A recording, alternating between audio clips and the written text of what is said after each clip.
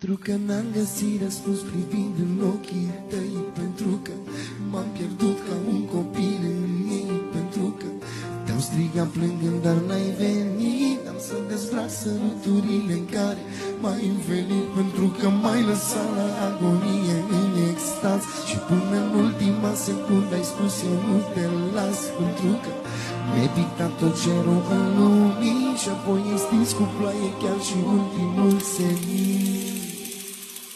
Luminile reflectă în travertin, pentru că am crezut în tine, de-aia plâng că nu să ne mai revedem curând. Pentru că mi-ai dat aripi o secundă până când le-ai frânt, plătind în zboar, invers pe pământ.